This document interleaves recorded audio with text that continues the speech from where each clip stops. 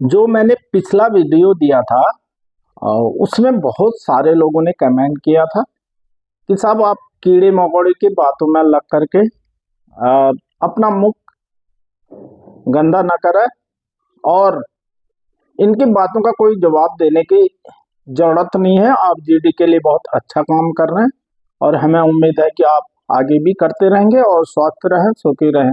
उन सभी को मैं धन्यवाद करना चाहूँगा। अब आता हूँ मैं आज के मुद्दे पर।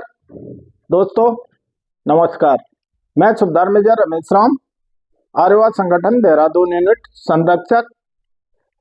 आज ये एक बहुत विशेष वीडियो है। ये वीडियो विशेष इसलिए है कि परसों जो 4 तारीख को हमारी एक बहुत महत्वपूर्ण बैठक हुई थी देहरादून में। 3 तारीख के शाम को डीजी साहब ने एक कर्नल अजय कोठियाल साहब हैं, उनको फोन किया था और कहा था कि हमारे कुछ असम राइफल के जो बंदे हैं, एक्स सर्विसमैन हैं, उनको बुला करके आप उनके साथ में बात कीजिए। तो इसीलिए उनका फोन आया था। लगभग 8 बजे के लगभग उनके जो कार्य करने वाले हैं कोहली साहब, उनका फोन आया था और यहाँ से हम लोग गए। उसमें कमांडेंट राजेंद्र सिंह साहब थे और मैं था, 6-7 आदमी और थे। उन्होंने अलग से ऑफिस में बैठा करके हमारी विभिन्न मुद्दों पर बहुत बात हुई। अब कर्नल अजय कोठियाल साहब कौन थे इसके बारे में मैं बाद में बताऊंगा, लेकिन जब गढ़वाल में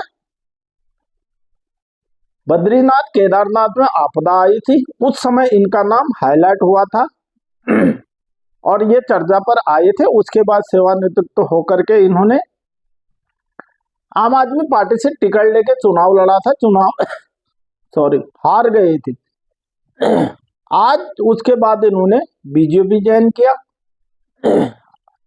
आज की डेट में उनको हमारा उत्तराखंड का राज्य सैनिक कल्याण मंत्री के तौर पर उन्हें नियुक्त किया गया है।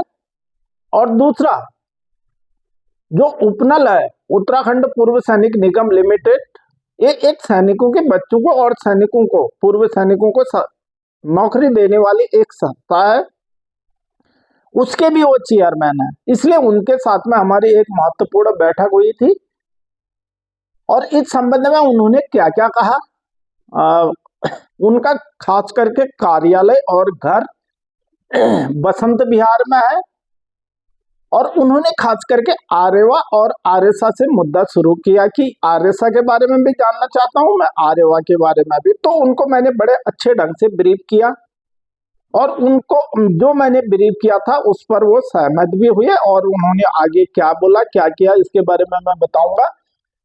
सबसे पहले रहा आर्यसा। कहा साहब आर्यसा क्या है ये?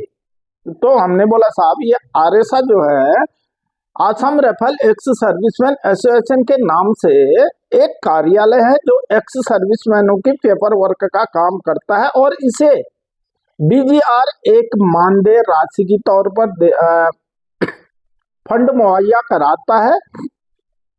इसमें इंटरनेट, ऑफिस किराया और उसके अलावा जो स्टेशनरी का खर्चा है वो भी डीजीआर देता है। अब रहा आर्यवा। उन्होंने पूछा आर्यवा क्या है? जब 1984 से पहले हमको सारी सुविधाएं आसाम राइफल को आर्मी की मिलती थी, तो उसके बाद में 1984 के बाद आसाम राइफल को सारी सुविधा दिल्ली पुलिस की तर्ज पर दी गई है।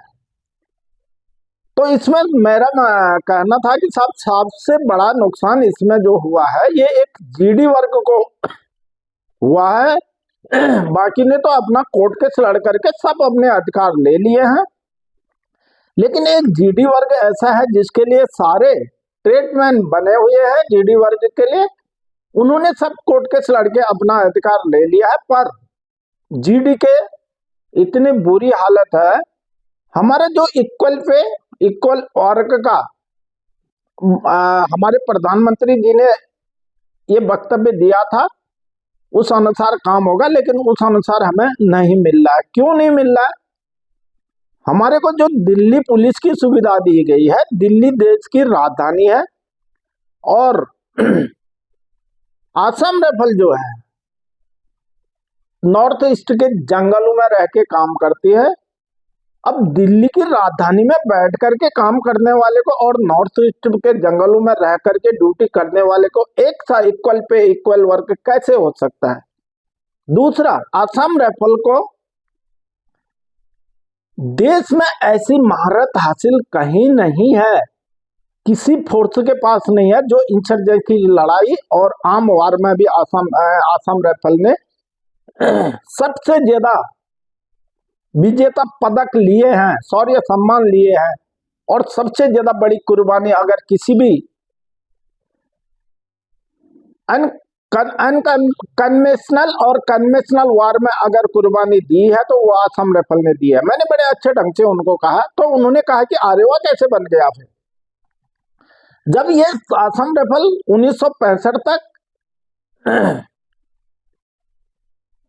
विदेश मंत्रालय के अंदर थी और 1965 के बाद इसे गृह मंत्रालय के अंदर डाल दिया।